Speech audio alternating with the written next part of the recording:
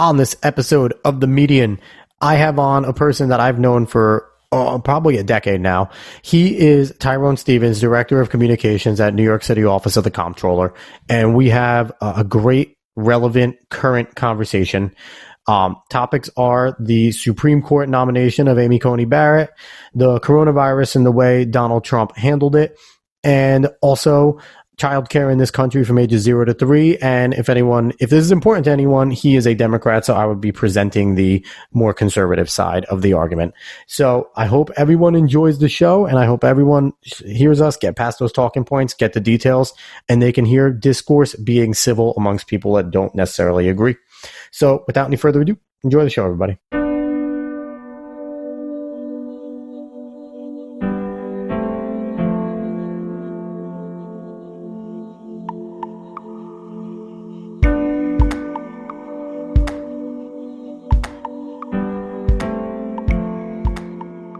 What's going on, everyone, and welcome to another exciting episode of The Median, the most apolitical political podcast you will ever hear, cutting through all the talking points, getting down to the details. I'm your host, Alex Cuesta. With me today is, full disclosure, he's someone that I've known now probably over 10 years, over a decade. It's been pretty close. Decent friend of mine at this point. He is Tyrone Stevens, Director of Communications at New York City Office of the Comptroller. What's going on, Ty? How you doing, Alex? Things are, these are interesting times that we live in, but, you try to make the best of it. But, I feel like I'm licking my wounds today after yesterday. How you doing? I feel like interesting times is a nice way to put it. Like, you're being PG about the interesting times there. It's not like a Greek saying. We live in interesting times, but we sure do, man. So it fits. So I want to thank anyone that's back to listening to this. I've been on a little bit of a hiatus. I've moved over the last month. I have a now almost 4-month-old daughter, so that's taken up a lot of time. There's a lot of things that have been moving in my life, and Tyrone's the first guest I've had on back, and he's an important guest because he's not necessarily a politician, not necessarily a pundit or a media member, but he's somebody that's in the political fold, that's super important to the political fold, that I think it's important that we hear anyone that's in the political spectrum that's willing to talk about different things in politics, because bottom line is you never know when you're going to see someone like Tyrone, who's the Director of Communications now, running for mayor, running for a councilman, running for something in the state. So it's, take what he says, ingest it, and then if you like what he says and you see vote Stevens for New York Senate, New York State Senate, you'll know where he stands. So we're going to get going. We have some really good topics. Now, before we get going, I already talked to Ty about this, so there's no gotchas here. I want to change the narrative on the tribalistic senses that we all have now. Everyone likes politics, where, Tyrone, I think when we were growing up, I know you probably like politics your whole life. I've liked politics my whole life, but we were outliers. Everyone was like, that's true. Why do you care about that? It doesn't matter. And there's still people that say it. Well, it was almost like growing up in some respects. It's like, wow, that's like not cool. Like you almost don't. You have to flaunt it with the right people, right? You gotta exactly. So, but now I think with a little bit with George W. Bush, because with Katrina, Kanye West got involved, very pop culture-esque in that, the viral moment that happened there before viral moments were a thing. Then with Barack Obama and his use of social media and connecting with the younger crowd. It's now a group of us that were young during the Barack Obama time, and now we're in our 30s. And then now with Donald Trump and the way he uses Twitter and his social media, it's just expanded even more. And now everybody's into politics, which is a really weird time. So all of these topics we have and everything we're going to talk about is super prevalent. And a lot of people either are going to relate and think, great or terrible. But regardless of what you think, I want to end the tribalistic goals that we all have and where we see ourselves as one group or another. I want us to start seeing us as people that have ideological differences but are still trying to get to the same point in the country where we have ideas of what's going to make it better, but that doesn't make the other person bad or a terrible person or something like that. So I'm going to start asking my guests, what political ideology do they align themselves with? So Tyrone, would you mind telling everybody what political ideology you align with? Well, look, I'm a progressive. I'm on the progressive end here. But,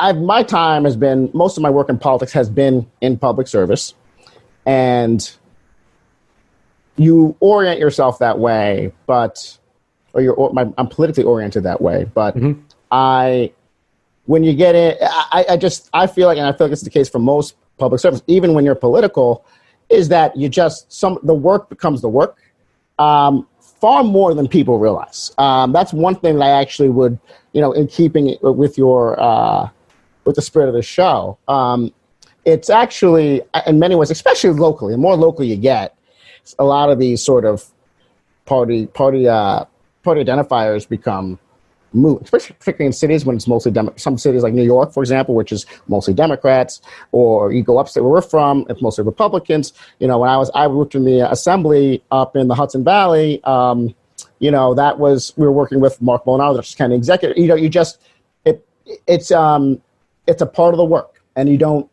it's not approached through sort of this hardcore political fight, as much as we see in Washington today, for sure. And that's part of the reason why we live in interesting times. And I actually earlier said that was a Greek. That's not a Greek. It's actually a translation of a Chinese curse, English translation. But anyway, sorry. So there's a little bit of to clarify. I was like, what am I doing? From a lifelong public servant who I think intends to make his career there. So we're hoping to see Ty go on to bigger things. Well, I am. But we're going to jump into some of the topics now because they are three current. One is kind of evergreen, but the other two are very current. Correct. We're going to jump right into one that made news right away. Supreme Court, President Trump made his nomination, Amy Coney Barrett. And Ty, your floor, how do you feel about the situation going on with the Supreme Court?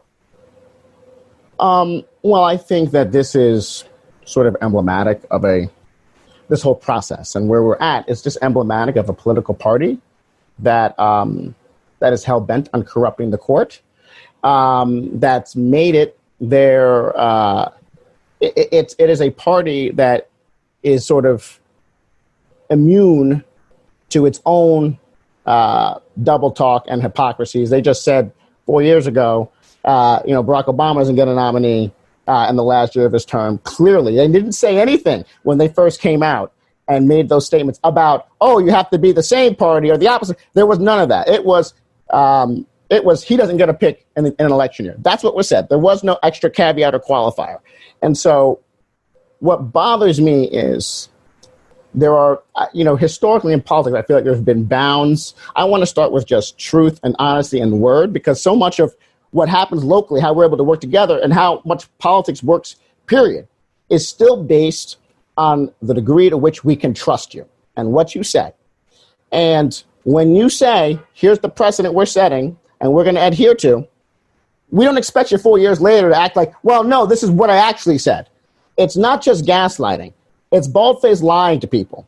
And that is my biggest issue, because your word still has to matter for something. And I know it's politics and people may roll their eyes. No politician can be trusted. Look, there are stretches of the truth sometimes that we see in politics. There are, there are outright misstatements, some of them are innocent, some that are, facts that are sort of jumbled or, misconstrued, and then, falsely sort of regurgitated. And then there are deliberate lies. But there were, even a decade ago, earlier when we were sort of starting out in politics, there were what I would consider now sort of the normal bounds of political discourse and political truth-telling, and where we are today, which is where those boundaries have been blown apart. I mean, they've been decimated. There is no, the idea of truth, the degree to which our media, which has been torn down, mainstream medias have been torn down by just the notion of just calling facts false. And all of this has just sort of broken down sort of a common understanding of truth, just a basic baseline that we all can just agree, here is the truth. And we can then have our different political, ideas and responses to the truth. But here's our baseline of truth. So when Mitch McConnell created this precedent that he never believed in 2016 and said Barack Obama must adhere to this, you just expect that in 4 years, especially in the intervening time period when you've got all the leading Republican senators going on the record saying, well, we're not we would, if the Republicans have the White House in 2020, we won't make an appointment. And then 2 months before an election, 2 months. You know what? This might even be easier to stomach if this was like in January, February. It's 2 months, literally 2 months. They literally do have to rush this through. And I just think in every aspect of this, it is offensive. It is offensive to our sense of honesty, to our sense of what public service should be about. This is about raw power. This is about raw power and nothing else. And it is consistent with how the Republicans have governed this country for the last 4 years. It is not about the people. It doesn't put the people first. The people don't even want this. They've made that clear. And we need to have a government that's about the people again. And this is all emblematic of sort of a breakdown of the concept of public service and honesty and truth and keeping your word, especially when it applies to the courts, which are so important. And you can argue now it's time for a total reimagining of the Democratic approach to these fights, because Republicans have taken it's not a bare knuckle approach, it's a brass knuckle approach. And it's approaching a time where we have to, the Democratic side, the progressive, whatever side you call it, I do believe there has to be a reassessment fully of what it's going to take to rebalance the court and reinvigorate our democracy again, because a lot of the frustration you're seeing, Alex, it's because people are underrepresented. Frankly, you've got there's 10 million more votes among the 2 Republican senators and the 40, the group of Democrats who would oppose this nomination represent, over 10 million more people in this country. You have a president. If she's nominated, a majority of these justices would be nominated by a president who didn't win the majority of the popular vote, and it just, I think it continues to show breakdowns in our political institutions, because we have a party that is overrepresented in our system wildly and is not just breaking the rules, but rewriting them to their own advantage to further that overrepresentation and that bastardization of our democracy. And this is not what was intended. I firmly believe this was not what was intended. All right, so there's a lot to unpack there. But, you brought up a lot of things. First things first, you talk about 4 years ago, the Merrick Garland appointment that, Mitch McConnell said flat out, this isn't even coming to floor. And you referenced a lot of the quotes, a lot of the Republicans saying, no, it's an election year, this ain't happening. On the flip side, you're going to hear a lot of Republicans, and this is also factual, that there was a ton of sitting senators that are currently there, Democrats, saying, this is President Barack Obama's constitutional duty. This is our constitutional duty. And President Barack Obama needs to fill it, and we need to fulfill ours. And when you come to that, it's a blatant hypocrisy on both sides there. And on top of that, another thing you're going to say is at that point, it was 54-44 Republican senators to Democratic senators. There was no way Merrick Garland was getting appointed. There wasn't a coalition. Democrats did not have a coalition enough there at the time in order to get them appointed. So even if the Senate would have taken the time to advise and consent, and they don't have to necessarily appoint, they just have to advise and consent and not have any egregious, misconcernings with the justice that would take them off the table. But Merrick Garland, they would say, would not have gotten in anyway. Some of your other points. Historically, they're going to point out that this has happened 29 times, where an election year... I'm sorry, say that last point one more time. I apologize. Say that one more time. 29 times for what? That this has happened 29 times where a Supreme Court justice seat has been opened during an election year. 19 times it's happened when a president filled the seat. It's happened 19 times when it's been Senate and president. And the same party. And the same party. So there's precedent for that. And then 10 times it has happened before the election that they've nominated, and 9 times they've been confirmed before the election. Where on the flip side, 10 times it's happened where the president and the Senate have not been the same party, and of those times, only 1 was put in before the election and even after. So in terms of the precedent that's being set here, the history, Republicans would say, the history is on their side. Let me just get to a few more things that you said. You talked about the balance of the Supreme Court. And I feel like, a lot of conservatives, a lot of Republicans would say there's a major problem in that statement. There shouldn't have to be a balance of the Supreme Court. A Supreme Court justice shouldn't be partisan. There should be no politicization of a Supreme Court justice. It is not meant to be an arm of the political body. The political bodies are supposed to be your Congress, your president, and then the Supreme Court justice. Now, obviously, your presidents are going to put in justices that they feel align more with their policies. But to say a balance just completely destroys the character of the justices that are there, that are appointed, that work their tails off to get through the courts that they had to get through to get here. And even though that's not even a precedent set in the Constitution, a Supreme Court justice doesn't have to be a judge in the federal circuit. They never have to go to law school. So there's a few things to unpack there that I feel Republicans would rebut. What say you to those things? Sure. So let's go to what Democrats said. I want to just push back on this because I think this is kind of, look, when Republicans say, we're not going to do this, we're not going to do this when you have the majority, and after Democrats already got burned, you can't then, you're not going to, I think it's a bit rich to expect the Democrats in that situation to say, well, we oppose what you did a year out before, but when you hijacked the process, did it in a way that's never been done before, we're now going to say, you know what, actually, 2 months before election, go ahead and rush it through, when we're going to win this damn election in November. And so, that is, to me, ridiculous on its face, because it is the Republican Party who led the majority then, and they led it now. And they said, here's how we're going to run the Senate here in this situation. And they lied about a president they never believed in and changed their position. I would respect them more if they were honest about changing their position. Because, I've heard Republicans say this because it's like, well, if you're saying, then you're acknowledging a position change, which they don't do. They actually say, well, this is what we've always said. It's not what they've always said. I want to go back to the original statements. Mitch McConnell, go read his first statement. It doesn't mention that it says in an election year, the president, we should not be making this decision in an election year. That was the position. The president should not be allowed to make this nomination. It wasn't because he's in a different party. Now, was that mentioned as an aside later on? Yes. But let's not rewrite history as to what role that specific factor played in the Republican mission.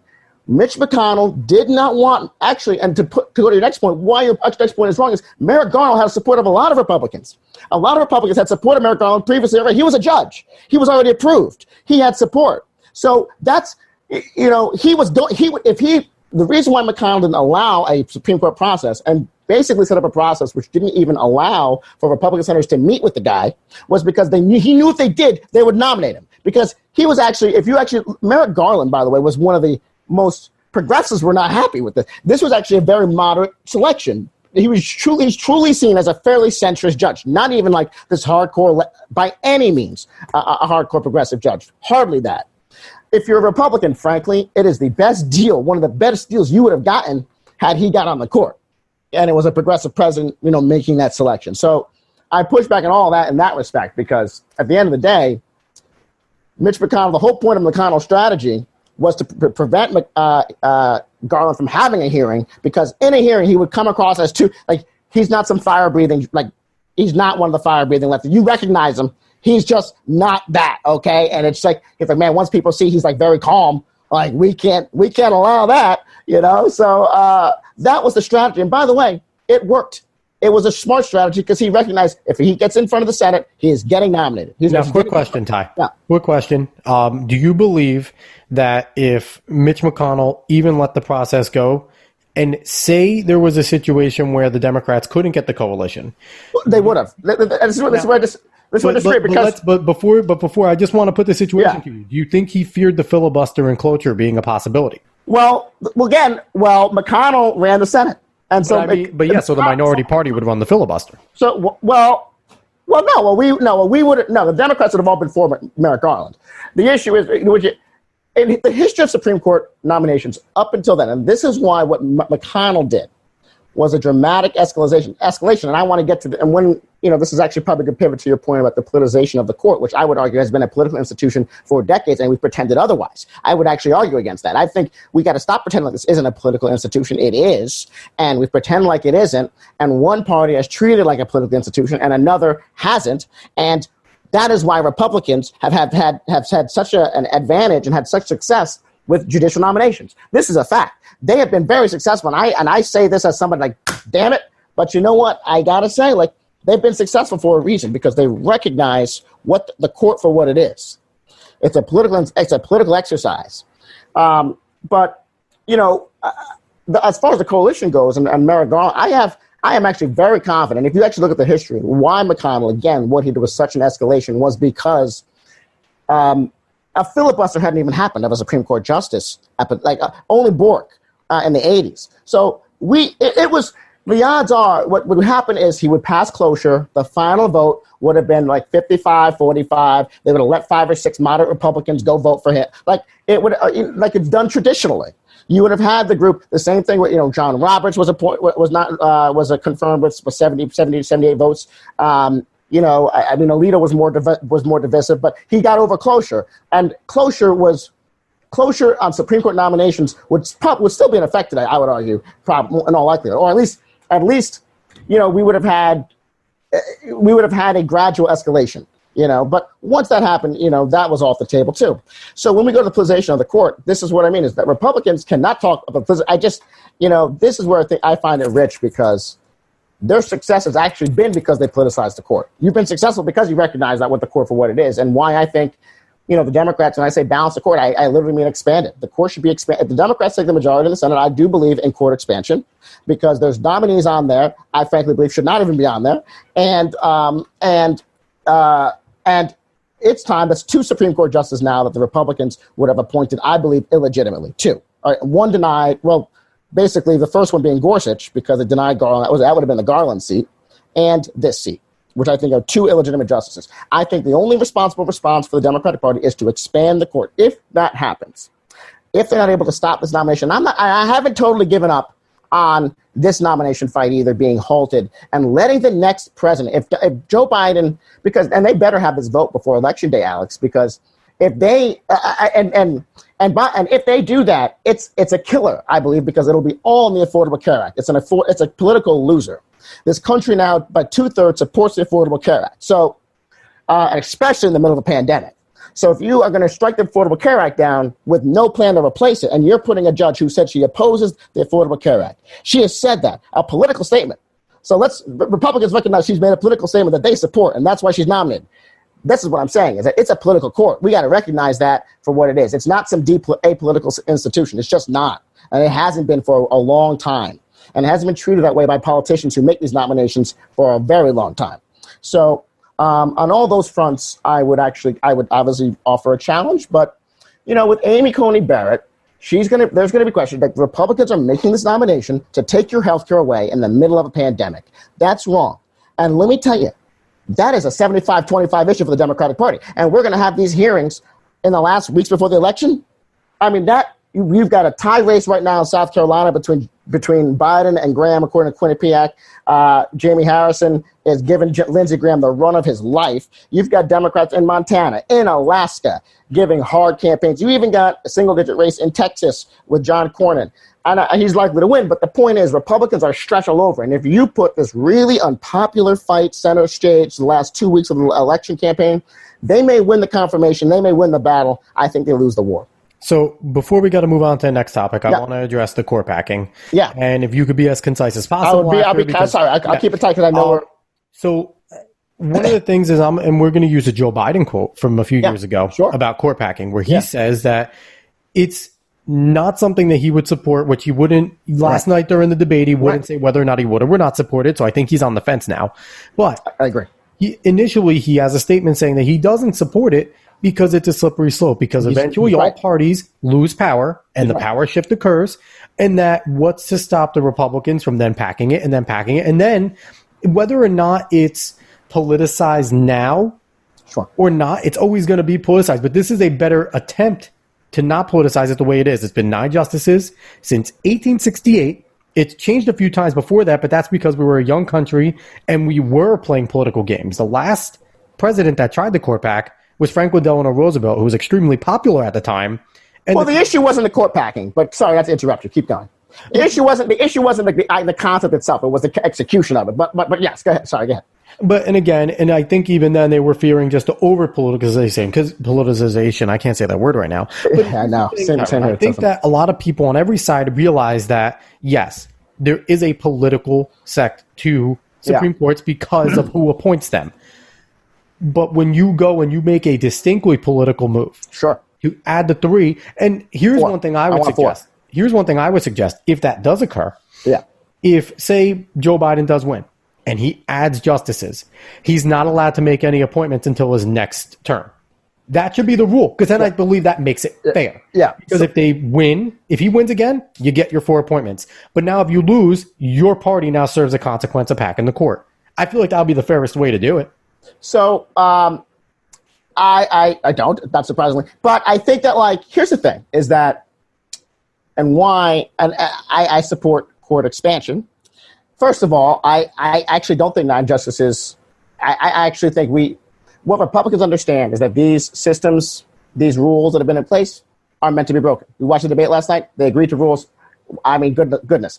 And that's just a microcosm. But the point I want to make here is that on court expansion, I believe there should be 4 more justices added to the court.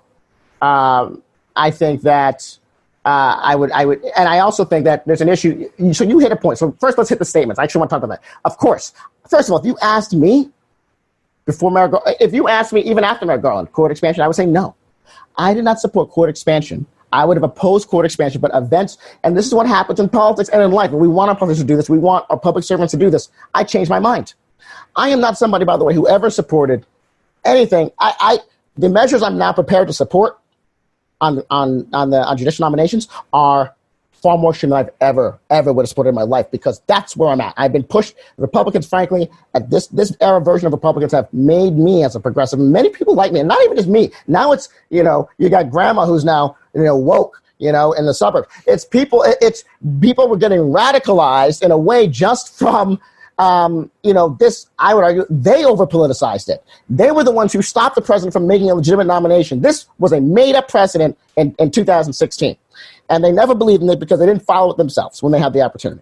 So when it comes to court packing, I believe that you're right. And Joe Biden is right, that there's a threat here, that you do this, it creates a snowballing effect, which is why it must be done concurrently with other reforms, I believe, for the Democrats that make it, that I believe rebalance our democracy, that expand our democracy, frankly, and make our democracy fair and have the benefit of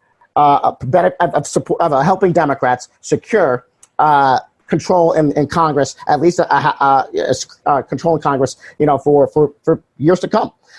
Which is why I've long supported Puerto Rico and D.C. being states. That must be the top priority in conjunction with court packing. If you add 4 Democratic senators, now we're talking about a decade-long Senate majority potentially. And now we're talking about, and if you start looking at Guam and other territories, we could be talking about, I'm serious. This is where we're at.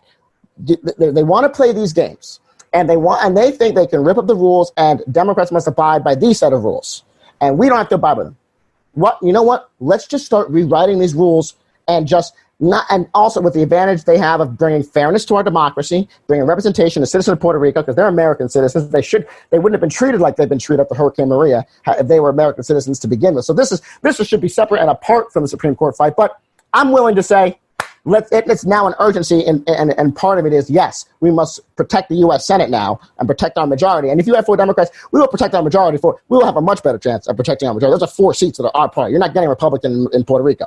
So I think to ward off that secession, you got to make it last for a decade or more. And if you can secure a Democratic majority for a decade, then you can make that last. Now, after the 4 seats, I would like to see a process in place that says justices serve 18-year terms. And then I want to pivot. So I think I want President Biden next year to make 4 Supreme Court nominations. And then after that, say, okay, we're done. Here's what I believe should happen now going forward. Here's our system. And then let's pass a sort of a political program, if you will, that helps Democrats keep the power and keep these processes in place and helps them become norms, so that they become very difficult to unwind if there's ever unified control of the White House and the Senate by the Republicans in the next 15 years. That it just becomes harder to undo. And if you think about the way our politics works, like, it can become very hard. There is a world you can create where you start doing these very radical things in our time now that can become norms and can be seen outrageous to undo so soon later on if they're seen to be working, especially. So if you can establish that, I think that you can reduce at least the chances of a snowball effect, and we got to wrap it up. But anyways, those are sort of my pushbacks and all those points. But this is a great conversation on this topic. Yeah, I love it. Unfortunately, we have to wrap it up because we got 2 more topics to go to. We do. And let's jump right into it. You have the floor. The coronavirus approach and the handling it by President Trump and the following states as well. Sure. So from the beginning. So obviously, I'm in New York. Let's just talk about what it's been like in New York. Maybe I should start with the impact. Let's start there. I'll start from the beginning. So going into February, so the White House is made aware of this going back to, last year and the end of last year. And, being made aware of potential, a pandemic and our lack of preparedness.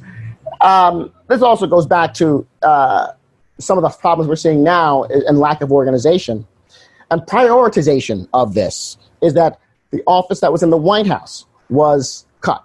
And I know this will seem weird or like not a big deal to people who've never served in government, but all I can say is that offices, when you establish an office for X, that office it doesn't have to even be the most productive office. The fact that it exists, establish its status as a priority within the highest levels of government. If you have that office in the White House, then I will guarantee you the odds that we end up in a pandemic like this and we start saying, let's have a state-by-state approach would not happen, right? Like the White House office would say, we've been working on this. There would be a sort of a more unified and a more aggressive approach toward a national solution and frankly, a global solution. So let's go to earlier this year, February this year, where, after, we had the outbreak in Wuhan, there were calls for congressional hearings. The Trump administration is refusing to send people to these hearings. They're not sending people to any hearings to talk about preparedness in the United States for the pandemic. They're not answering questions, Alex. And this is so typical of them. And then they, so this has the effect of basically, so what you don't realize is how slow and behind we are in preparation. The CDC is not prepared. The wheels of government are not moving. And part of what transparency and part of what congressional oversight brings is that motion and is that inertia that you need to drive change. It didn't happen because you had an administration that from the moment this came across their desk, particularly the president, it was get it away. I don't want to think about it. He's telling Bob Woodward, this is airborne. This is in February. I'm going to try to be not emotional here. This just pisses me off. There's 200,000 people who died. This pisses me off and I think this should really piss off all Americans. You told that to Bob Woodward and you have the nerve to sit on the debate stage and mock now yesterday your opponent for wearing a mask. This is backwards. And he's failing the bare minimum that the bare minimum bar that a president has to clear. That should be able to clear. It's basically skipping the sidewalk, saying wear a mask. They've been doing this. They've been doing it on pandemics for a long time. I can assure you. Going back, the 1918 flu. It was mask wearing. That was a key to suppress the virus, the spread of the virus. So what we're seeing now is a rejection of basic science. And because Donald Trump viewed this as a political nuisance and not as the threat to the people he serves and represents that it was, we have this cascading effect. We've been slow from day one. So then we have the shutdowns begin. He starts saying, well, it'll disappear. He tells the boat to stay off the coast. literally threatening people's lives. That's the impact of that. So from the moment this all began, we saw a window into how he viewed this. It was through the lens of how does this impact Donald Trump. It wasn't through the lens of how do we save lives and make sure people are safe. So when I think about the performance of this administration, it has been maybe the most colossal government failure in our lifetimes. There's absolutely no comparison. It is absolute first. And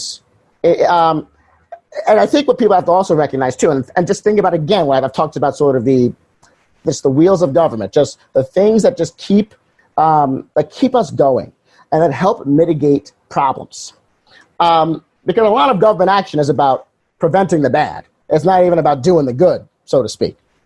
So but a normal president in this situation would have had an international summit to not establish not just national guidelines. I mean, I'm telling you, President Obama would do this. President George Bush would do this. They would have had an international summit. And they would have talked about sort of global standards, a global mission to fight. The G8 would have had it. Like this would have been something, there would have been some sort of international common ground and a common approach.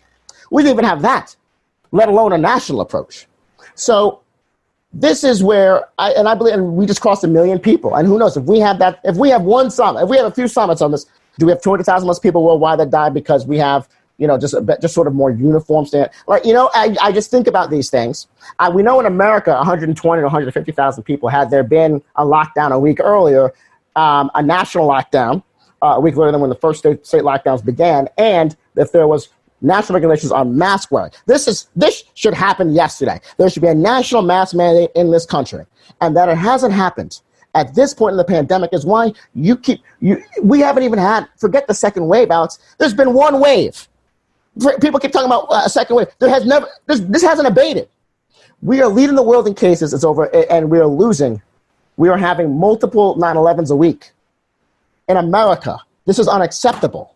And just really quickly, I'm going to try to be fast because there was a column on this, and I want to give her credit. Laura Namias, Daily News, she's fantastic, and she wrote a story recently. She wrote a column recently that really just touched me because, and in the Comptroller's office, we deal with numbers, and she talked about how, and in New York, where there's 23,747 people died of the coronavirus between this year. And she did a story basically. Her story basically was off of a report that's released every year by the mayor's office. It's called the Mayor's Management Report, and it talks about how just a numbers dump, the number of ambulance calls, the number of calls for heart conditions or choking, things like that, and the number of cremations, which went up 112%. You can literally see the impact of the coronavirus in the numbers of our city, and the data that proves the functioning of our city. And in our daily lives, it's happening nationally. Nationwide, we're seeing cremation requests go up.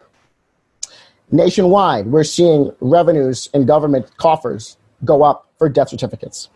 But we're seeing them decline for marriage licenses.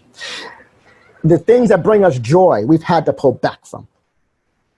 We've seen more people call the ambulance because of a heart condition. We know that coronavirus can lead to heart ailments, or choking, or cardiac arrest.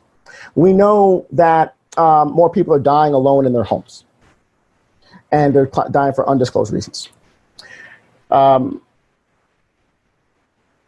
People across this country's hearts are literally breaking by the tens of thousands, and people in this country, neighborhoods in this country.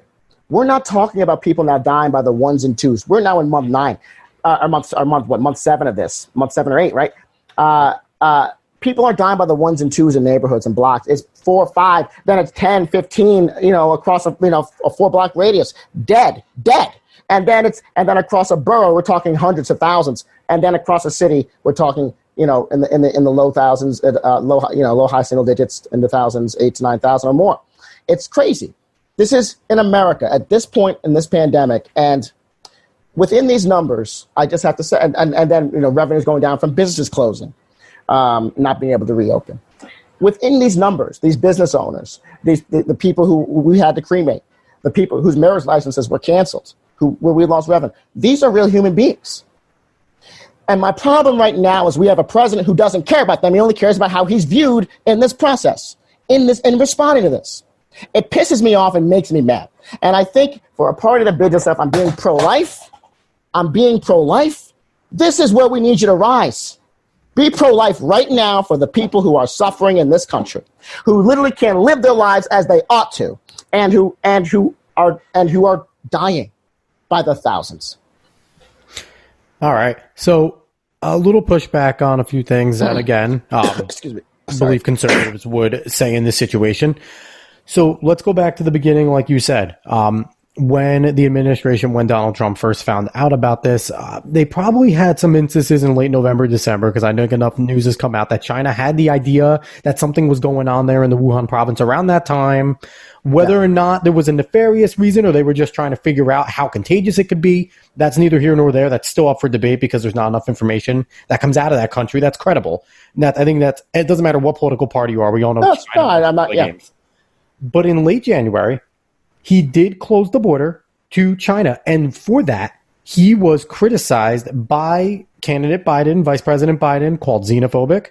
And then there's a bunch of things that went down where Pelosi in late February in Chinatown, when we had an idea already saying, come down to Chinatown, and crowds of people around.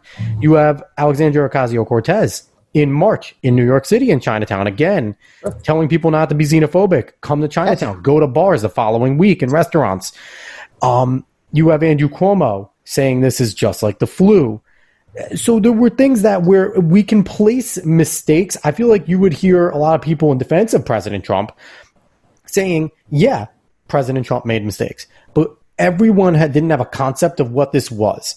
Number one. Number two, a lot of your Republicans and conservatives will like his approach to not expanding the reach of the federal government, to not making more of an autocratic decision of saying everyone needs to wear a mask or else, and allowing the states to say, you guys handle it, let us know what you need along the way.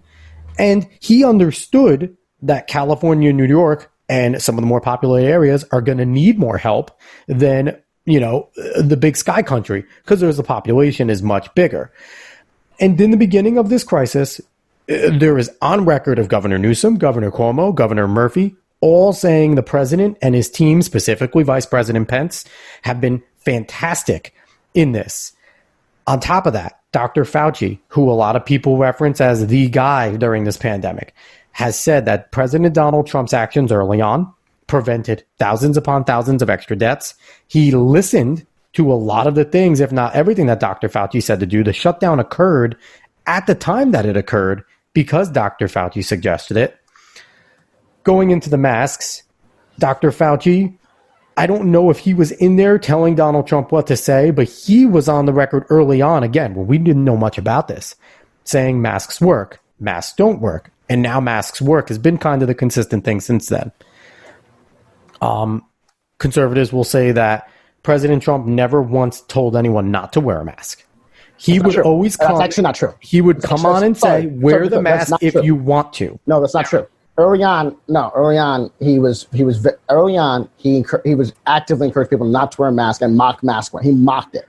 Well, that's also because... And by the way, he did it again last night at a debate, so this is just not... His lead epidemiologist at the time said that they weren't working because the particles were too small for the mask to work, and he was going along with that. That's like I said, I'm saying what would be... And, and even we can go on to last night.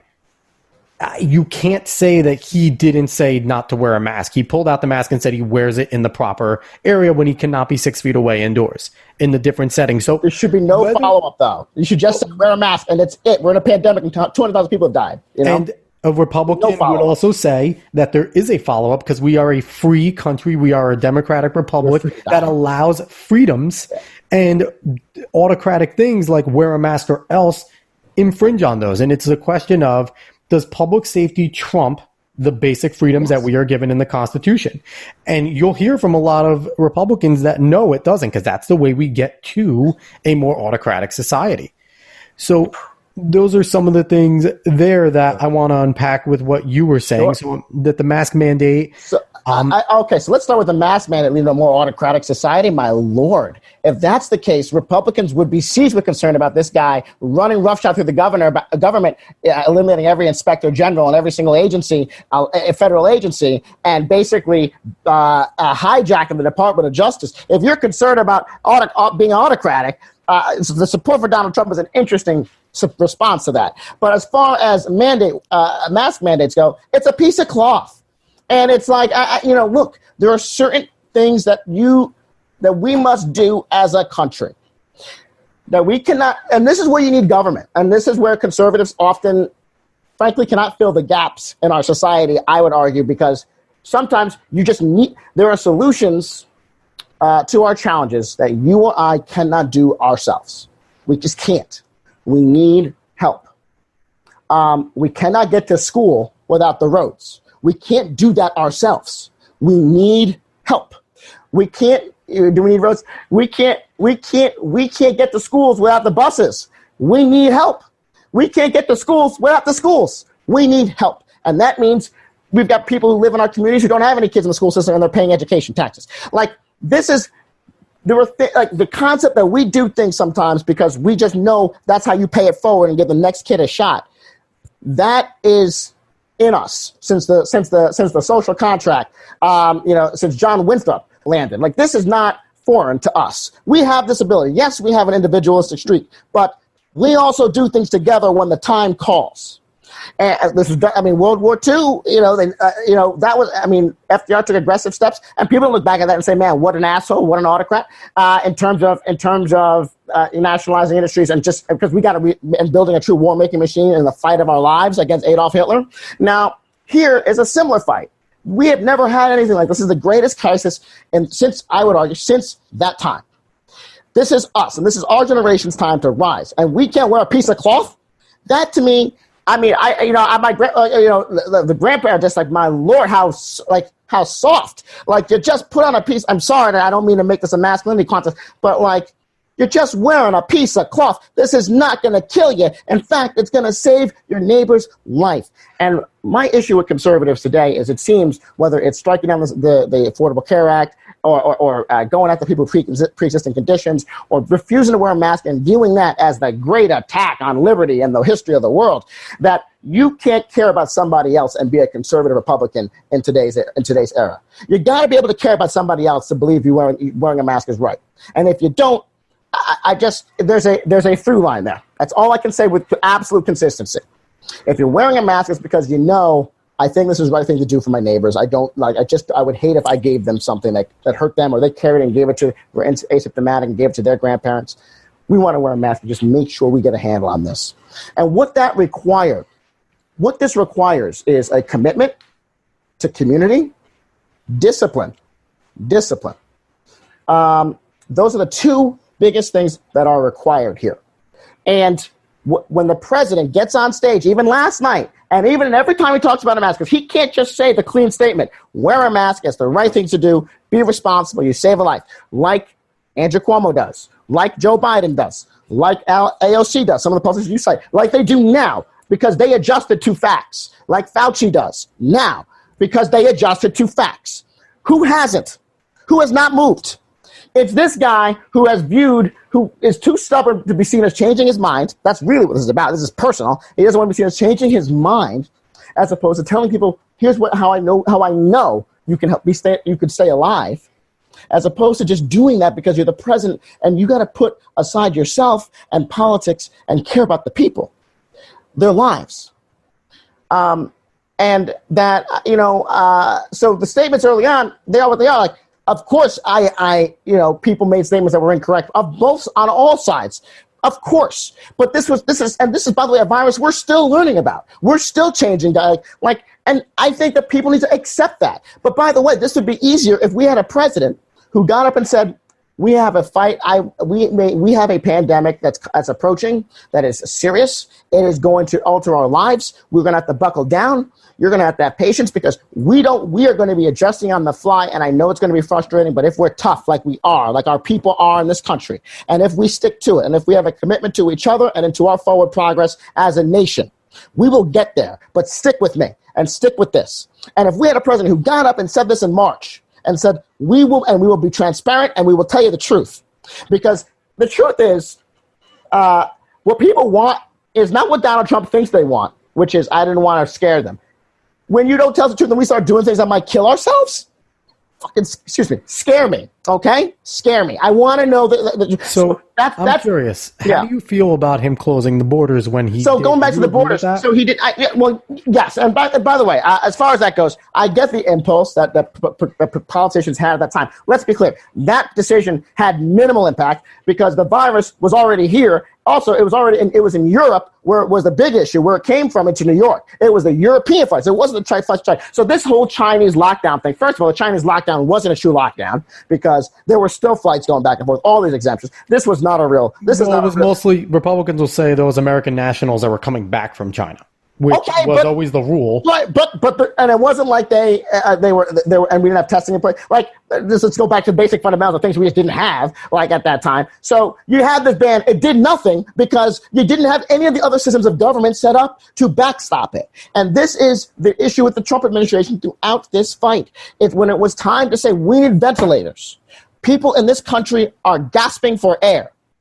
Okay, as their last act, it's a gasp. A desperate gasp. And their president is saying, no, I have this principle about, I don't want to, this is a time where we just need to go and do what needs to be done. And I actually do believe a sort of like a Mitt Romney, like just go back 8 years. A Mitt Romney would have done this. Like would not have been seen as controversial, but with this guy, who has, since he took office, has been about serving himself and serving his billionaire friends. I'm sorry, but I don't get that's more. But this is all emblematic of that, and it's not about putting people first and making decisions based on science. Science changes. This is why it requires patience. Science changes. It can change quickly.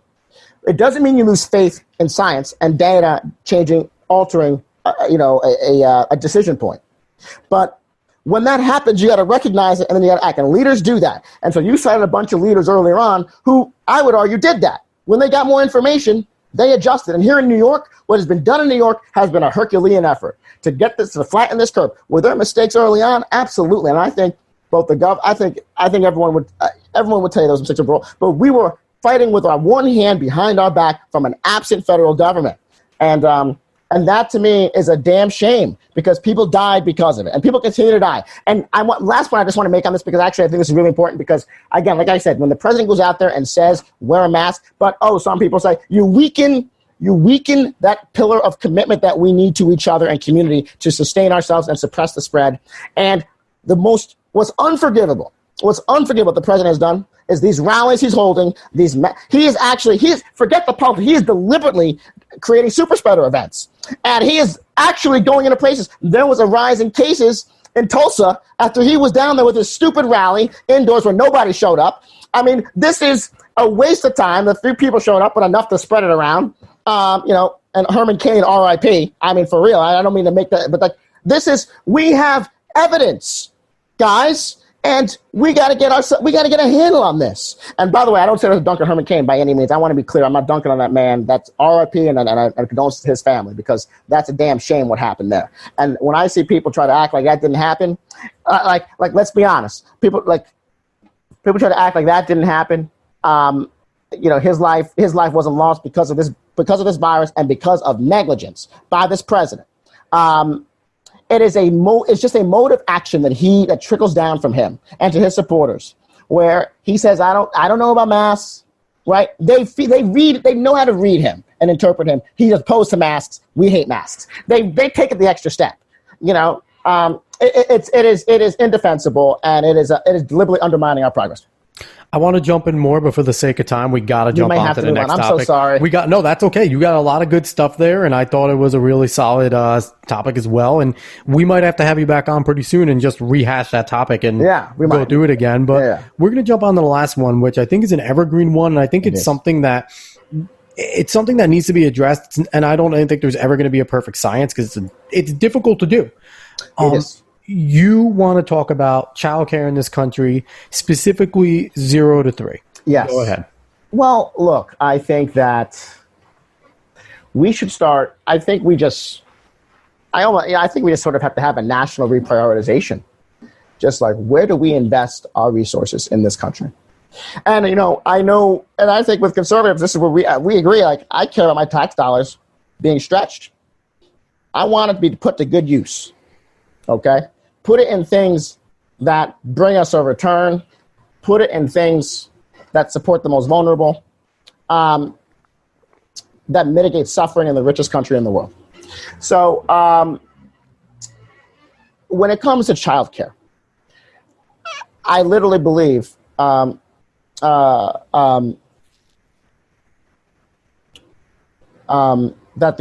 our first job is to care for our kids. It is our first job. And I don't have kids, by the way, but I still believe this. And I've taught and I've done different things, but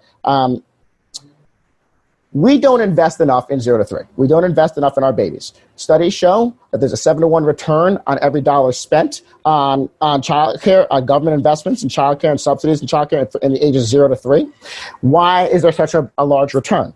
Usually it's because it's at the earliest years. So it is, and so a lot of our spending now in this country, frankly, is on, the back end of life, or like towards the later, like the people who are sort of beginning to exit their professional years. So we need to put more spending and more of our spending. I'm not saying we take away necessarily, but I'm saying, like, let's invest and get that return so that we pay less on the back end. This is going to take patience and it's going to take decades but this is the investment that pays for itself over and over again. Right now in this country, in many cities, not just cities, but in rural areas, we've got families who are paying for childcare, and it's more than their annual rent payment or their mortgage, which is to put an infant in a center. Now it should be illegal. This is ridiculous. And I think it is. Any country that has a damn soul would be outraged by this. This is not okay. And I'm not talking about, it is upper middle class people. It is middle class people. It is all the people who cannot afford that, who just can't, like, all across the spectrum. People can't afford the status quo. It means it must be broken down. That's how I view it. We need to invest in our babies in this country. Every single damn baby ought to have coverage in this country. Now, you said there's a lot of challenges, there's a lot of ways to do this. That's the case, because the challenge will be scaling up, right? Like anything else. Like you can't say, here's my childcare plan, and then your childcare the next day, because you actually have to have a center to put them in. You have to have a quality facility to put them in. You have to actually build this out. You have to actually address areas where there's 3 childcare centers next to each other and there's no childcare center in other communities for miles and miles, and address the deserts that exist. Like, I'm not trying to say this is easy, and I'm not trying to say it doesn't require a significant upfront investment. What I'm saying is there's no investment we'll be prouder of as a nation than this one. There is no investment we'll have more pride in than the ones we make in our children. I believe that to my core. And our kids and our babies will be proud of this. And if we do this in our time, it will be our legacy. We will be proud of it, because what will happen is kids will start off school at an equal playing field. When we talk about equal opportunity, when we talk about inequality doesn't begin in kindergarten. It begins at birth. So we got to start addressing birth years and the earliest days of our children's lives in this country. And I think that's where we've fallen down on the job. We got to do a better job. If we're going to have a future, if we're going to compete, particularly in a more competitive global environment, we have to start educating our kids from day one, making sure they're cared for, and then and educated, throughout. Because from 0 to 3 and then into pre-K and onto primary school, because we cannot continue. We cannot sacrifice another generation. We barriers to advancement are rooted in this. And if you want to break down economic inequality and racial inequality and gender inequality, you can do it in one fell swoop by addressing this system right now. And because also a lot of women will be able to return to the workforce. Right now, it shows, in New York City, they inject $540+ million in earnings back into the economy. So it's an economic benefit. in the long term. It is a fiscally good thing to do long term, even if the price tag up front is massive, which I suspect it would. It's worth it because the return will be there, and we will set up our babies to succeed. What else do we have to do in this world? I just ask, like, what else is there for us to do? And that, to me, is what this is all about, and what we should be focused on and prioritizing. Republican, Democrat, let's have a universal child care system in this country that is government subsidized, that we build out all across this nation, so that no child in this country, no family has to decide between where they have to live and whether they pay for childcare or food and childcare, which is what people have to do today. Because childcare, the price tag for childcare is no joke. It's no joke, man. And like people are hurting with this, and they got to go through all these different means. If they don't have family support, it becomes, for those who don't, I mean, God bless them. I don't even know how they do it. It's not fair to the babies. The babies did not do anything. And we're supposed to be there for them as adults, and we haven't been. And that's wrong. I think you are spot on with saying that this issue is a bipartisan issue. Yeah. It is absolutely something where I think both Democrats and Republicans would turn around and agree with you in premise. And I feel like the execution of how this occurs is where the lines will be drawn, because you are having a blanket federal program that would cover every child from birth.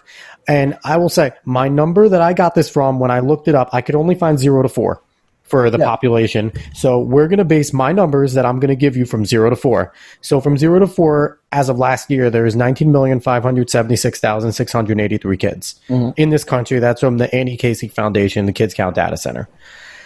Average cost for daycare in this country, like you said, is outrageous per month. $1,200.30. And that means that it definitely fluctuates higher or lower depending on where you are, but that's just the average. If you crunch those numbers, just for the child care alone, you're looking at $24,079,320,090 right up front. And that's not including buying the facilities, paying the staff, getting material, the training for all these staff. One thing I have to say for hold on, what's the cost you're citing then for the child? I'm sorry, what was the cost you're citing then?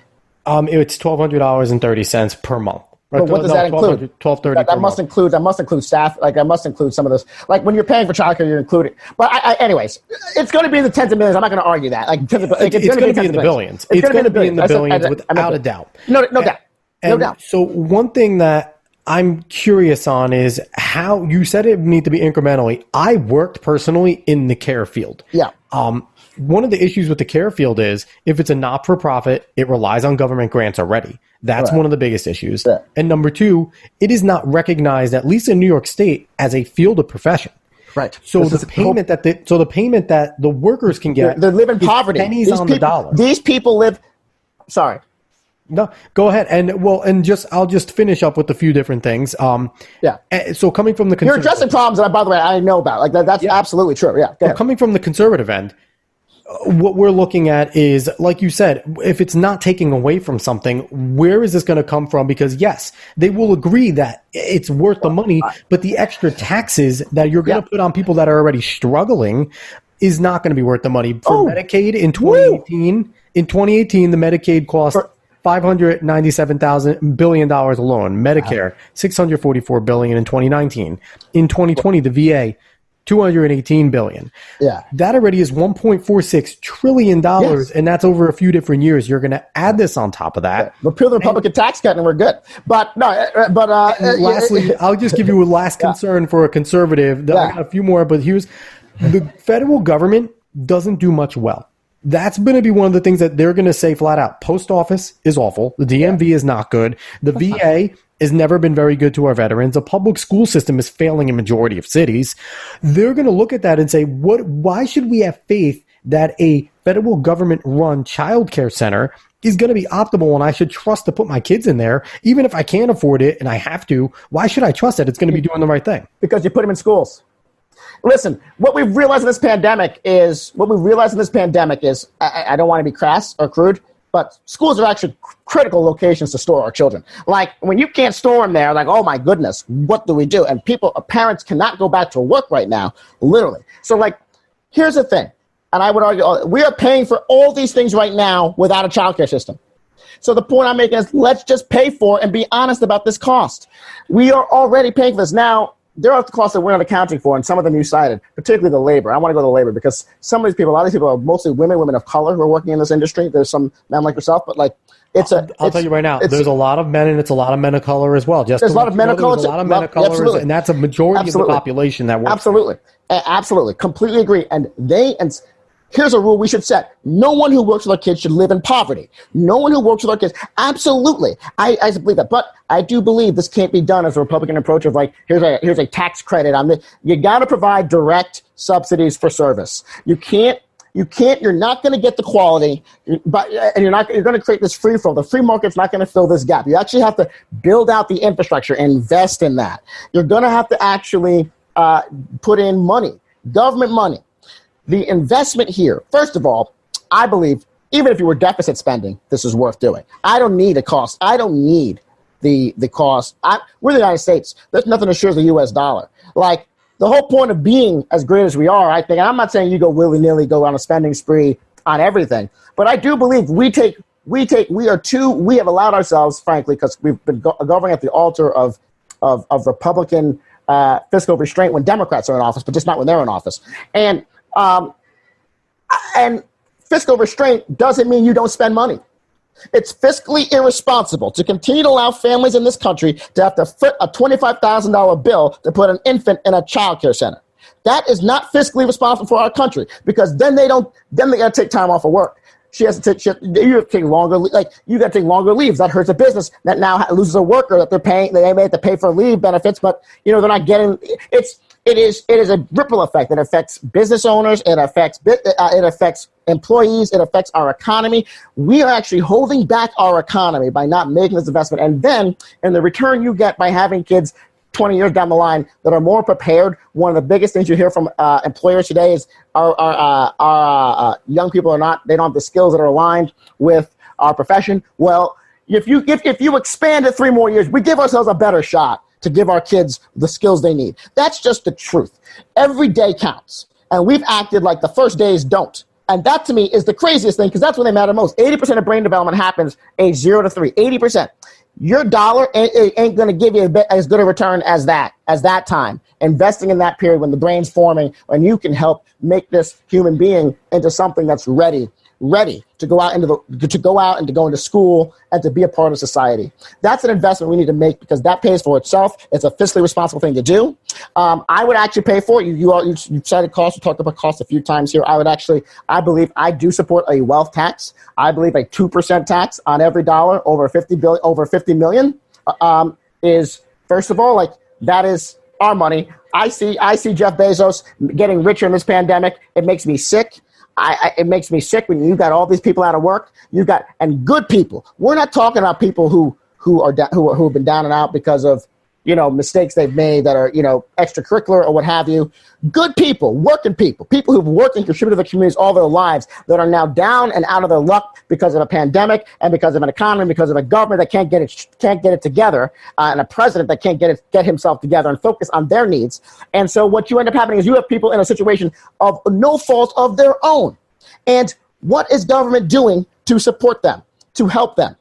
To me, this is just an investment you make now, because it pays for itself. And for the people suffering, if we want to actually reduce inequality in this country, let the wealthy pay a little bit more. That 2 cents does not break the bank for him, for that person. It does not break the bank. I don't actually need, all these billionaires. Let's be honest. We could take a few of this back. This is just the truth. We can be much more aggressive in taxing higher incomes. We've actually reduced, and actually with Donald Trump's latest story, it should actually add credence to this with the latest story on Trump's taxes. A lot of those people don't pay taxes. Amazon paid no taxes. That's you and I should not be paying more taxes than Donald Trump and Amazon. What on earth are we doing? And so when Democrats propose these things, Republicans, but this is about fairness, because taxes are being paid. Who's paying them and how much? That matters. And that should be fair. And so this isn't about tax cuts or tax hikes. It's about tax fairness. And tax fairness means that the richest companies must contribute to our workforce.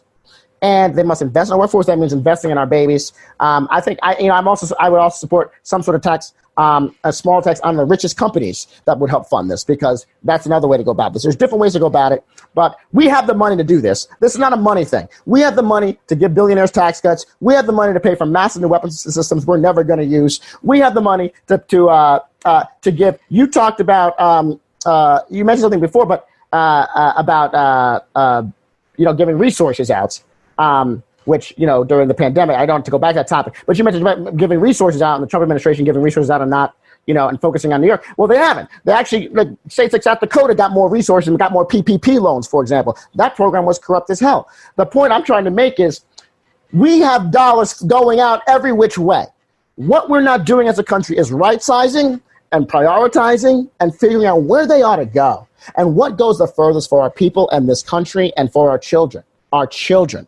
There's nothing more important. And I tell you, I swear, everybody should just, I think everyone agrees with that, but it requires a true national commitment to it. And you're not going to get there with this ad hoc approach, state-by-state approach. You get a tax credit, good luck, see what happens. You need an infrastructure. You need to make sure you need to have standards of care in these facilities. You can't have some facilities and some communities that are very good and, and wealthy families can go to, and then a much lower standard in other communities. Part of the reason why you have a government role is to try and lift the baseline of service. So, that's why I believe in a robust national approach. I believe in a robust investment in the workforce and the training that's required. You mentioned the key point we haven't addressed here is it's not recognized as the profession it ought to be. The care sector, it's a sector. The care sector is a full sector in this economy. It is critical. And if we don't recognize it now after this pandemic, Alex, when? I tell you, this is the time. We should pay these people. We should invest in services. We should build out centers across this country, and we should give support to families up and down the income ladder, but particularly lower down the income threshold. It should be scaled progressively, but up and down the ladder. People should be able to afford to care for their babies and their infants. They shouldn't be making decisions of, do I go to work a year or two from now when I have my 1 or 2 year old because I can't afford care. They shouldn't have to be so reliant on a relative. We should be, as a collective, say we believe this is an investment that's worthy of our time and our tax dollars. If you want your tax dollars to be spent right, spend it here on the kids. So I'm going to go through a few a little more in detail questions about this plan. And if you haven't thought this far, that's fair. And, just say that would be something I'd have to hash out, because another thing I'm trying to do on the median is I want people to be able to admit, I don't know that right now off the top of my head. I'll get back to you. So it's a key thing. Knowing what you don't know is important in our business. Exactly. So one of the things that I've heard and seen from working in the care field is, number one, the insurance number is what costs. Yeah. So many of these childcare numbers to be insane, because if you're having small kids, insurance jacks it up. You need to pay a ton for your insurance to be a daycare center. That's number one. With this plan, what would happen to the current small daycare centers, all these current small businesses that exist, that would they now have to all of a sudden just roll over to federal regulations and be taken over and essentially nationalized by the Fed? Or would they continue to be able to exist? That's one. Number two, if they do continue to be able to exist, if I'm a single mother with a good job, or even just a family, it doesn't even have to be a single mother, that can afford to send my kid to still a private daycare at that point, I think it would be referred to. One of the reasons and one of the big things that has been good with the tax code, I think, regardless of who it is that they do try to give back to parents that do have to put their kids in the daycare. You get a child credit. Yeah. If you're still choosing to send your child to a private daycare, will that credit now be more since it's now being subsidized? Will you still get that credit? And will those who use the free system be eligible to claim that credit and get as much as you do? I think those are two things that are hashed out. And two more things. Is this a fully government controlled? Is this a public-private partnership that we would be trying to do? And actually, three more things. How much say will states and local municipalities have and how these are run? And lastly, you mentioned that we have enough money. Conservatives will argue we are getting very close. And a true fiscal conservative will tell you that these Washington Republicans and conservatives, they ain't it in terms of spending money. We're getting very close in terms of our national debt to basically having to default as a country, which will be terrible. That's not coming. So the only way we would default is hopefully. if Republicans don't lift the debt ceiling again. But like that, there's not going to happen. Hopefully. So to those things that I said, I threw a lot at you. If you need me to repeat anything, let me know. But how would you unpack your plan? So, basically when I said a national solution, I basically mean we need to mobilize national resources. I don't necessarily mean government, like a federal control.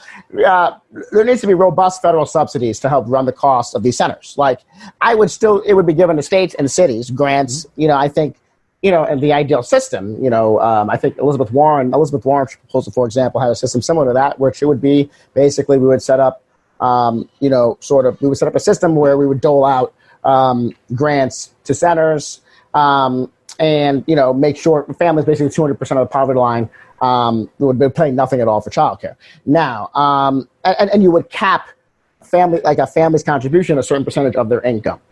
So that's how the structure would work, right? And I think that's more or less the approach. But you would be giving out, just to be clear, like grants and subsidies to cities, to nonprofits, to schools to run their own 0 to 3 centers, and provide these grants to build out just a nationwide network that doesn't exist today. Build out a true interconnected nationwide network through grants that come with that do come with standards of care, right? And you would raise wages, which I think are critical, by the way, to raising care, by the way, is also raising wages. So that's basically the idea. Now, I think in terms of the cost, I just want to keep going at this. I'm done answering deficit these costs. I'm going to answer, but I mean in terms of how we deal with this issue. We should not be trimming our sails because we think this is too much. What's too much is inaction. The status quo is truly costing us like $1 gazillion. You know what's holding back our economic recovery right now? It's that if we had what I'm talking about in place today, we would be saving money right now. It would be good for our economy. It would be like this would be paying for itself right now in terms of the revenue and GDP growth. I'm being facetious, but like if families knew when their jobs reopened, if their offices reopened, that they could just put their infant back into a center and their center could reopen. We have teachers. Reopening schools has been, in many cases, a disaster in certain areas. Why? Because of childcare. And not even just childcare for parents, for teachers, but for the entire school community. So that you don't just have teachers in the schools. You have lunch cafeteria workers. You got and they got to put their kids somewhere. They have infants. And it creates a snowball effect throughout our entire economy. It turns out childcare is really important. And right now, it's costing us so much money that we don't have this system. And so sometimes investments, and we do this, and sometimes I get bothered because we approach government and treat it differently than we would approach life. In life, you make investments in your budget often because I don't have to keep paying to fix this car every 4 months. Let me just get a new car, maybe it's 3 years used, but I want to deal with the maintenance. That's what you do. You deal, and then you save money by having made that investment and made a prudent financial investment. It's not that you're overspending. It is that you're being fiscally responsible. That's fiscal responsibility. We got to break through the way we define fiscal responsibility. It is not just a matter of do you cut taxes because they'll just cut taxes and spend a bunch on their priorities, being Republicans. But it's not, or whether you cut spending or don't spend on this program or that. It is about, is your spending smart? Is your spending smart? That's fiscal responsibility, period. Because the government has to spend something, okay? So that's the issue I have right now is that I believe the cost of inaction is similar to climate change. We're not talking about those issues, but several issues right now that we're not acting on. It's costing us more. The wildfires, that's a huge cost to us. If we just, if you make investments, prudent upfront investments, and government, which is the only entity we have that can do this. You and I cannot do this ourselves. And so this is, again, where I talk about the role of government. It's that I'm not arguing for it to take over our lives. I'm arguing for it to be I'm arguing for it to be the backstop it ought to be. I'm arguing for it to be to mitigate the suffering it should in the richest country in the world. I'm arguing for a government that does the work that we can't, and gives us and just gives us a fighting chance. So many people right now don't have a chance in this country because they don't have childcare, and their babies are now a step behind and a step back. That's not right. Let's invest in it because we can. We have the ability. It will require some work. It will require making this a priority. It will require valuing the care sector, actually valuing it, and making it a priority. But these are all things that I believe will be unambiguous goods for our country. They will all be public goods. And I'm not saying it wouldn't come without any pain or some hardship, but the hardship families go through right now where they have to make difficult decisions about where they're putting their kids, and just how on earth they're going to do this. I mean, the amount of parents I speak to when they see that first child care bill, and they're just like, or when they start shopping around, they see that first, and they're just like, "Excuse me, what does it do?" Right? Like they want to, like it's like you can't tell me it's 19,000. It's like it's more than my college tuition. Like it is unacceptable. That's the status quo. That is unacceptable. That takes money out of our economy, and that reduces productivity. If we want productivity, if we want to unleash American people in this country, we got to start investing in our people to be able to do that. And if you want to do that, invest in them at the youngest years when you can reap that benefit. When you have a whole lifetime to reap that benefit and reap that return many times over. Make that investment then. But instead, right now, we're making a bunch of investments that maintain problems, that are that sort of preserve a status quo that should be ripped apart anyway, and that frankly go that are towards later they're in the later years of life. And I'm not saying a measure of a good society, as Hubert Humphrey said, is where they take care of the most vulnerable. That includes your seniors, and you stand up for their dignity. And I'm not saying, but we got to start valuing the kids don't vote, sadly, but someone needs to vote for them, and someone needs to stand up for them in government. And I believe if they were voting, I know they can't, but if they were, like we would have a system that would care for 0 to 3. So that's what we need in this country. It's an investment. It is the single best investment, I believe, that would go the furthest in our country for what it would deliver outside of infrastructure, housing, and transportation. I believe here is where those investments, our tax dollars, will not go to waste. I mean, will there be error? Like, of course, any government program, but this is the right thing to do. And the returns, it'll be a fiscally responsible investment. From this podcast to some politicians' ears. I hope that finds somebody, and I hope that we could start getting the ball rolling and at least get the debate started so we can get it, because we know government, it starts with the long, rigorous debate, and then it gets happening. So I hope that gets started. Tyrone, thank you so much for coming on the show. Alex, it's a pleasure. Thank you for having me. And he is Tyrone Stevens, Director of Communications at New York City Office of the Comptroller. Tyrone, is there anywhere on social media that you want to give to people where they can find you, your political opinions, what you do? Sure. You can find me at Tyrone C. Stevens on Twitter, at Tyrone C. Stevens. Give me a shout. Say hello. I don't bite. I have strong opinions, obviously, and I really do care about this work. I love politics, but I love, the work that we do and the chance to really make an impact. You can see some about it on my Twitter page and say hello. Perfect. Again, I'm Alex Cuesta, host of The Median. You can find The Median on Twitter and Instagram at The Median USA. This will be up there shortly, and I hope everyone enjoys listening to it. He's an extremely intelligent individual. Talk to him about anything politics, agree or disagree. He will listen, and he will tell you why he believes you are wrong or you are right. So again, thank you so much for listening to The Median, everybody. Have a good one. Thanks for having me.